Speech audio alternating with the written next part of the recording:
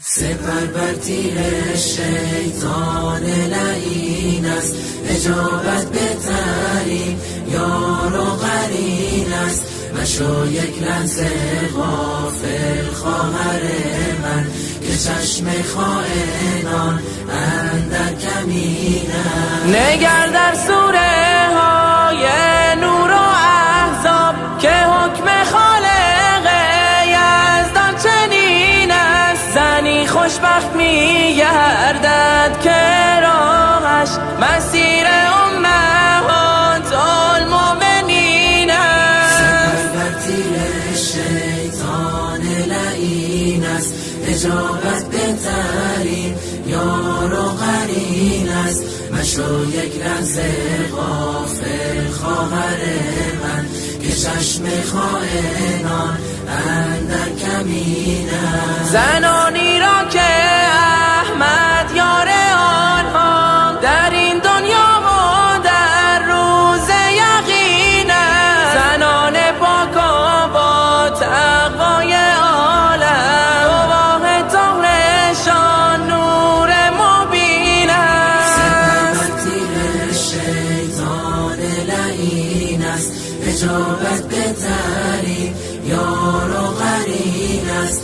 مشو یک لحظه غافل خواهر من، که چشم خائنان اندر کمین است. همانا اسوه زن در حجابند، زنی که تابع اسلام و دین است. تو هم خواهر اگر دوری از ایشان، بیا برگرد راه چاره همین است. سپر تیر شیطان لعین است، اجابت بهترین یار و قرین است.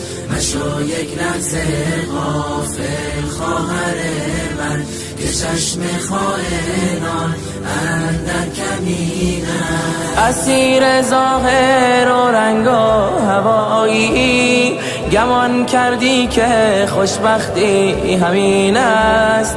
خوشی و لذت پوچ گناهان، تقاص و سختی اش زیر زمین است. خوشی و لذت پوچ گناهان، تقاص و سختی اش زیر زمین است. سپر بر تیر شیطان لعین است، اجابت بهترین یار و قرین است.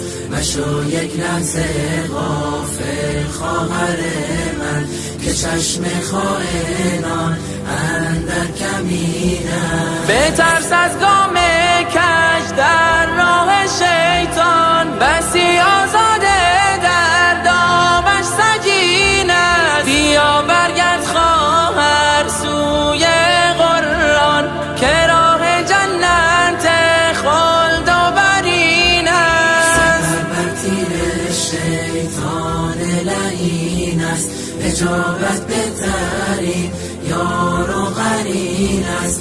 مشو یک لحظه غافل خواهر من، که چشم خائن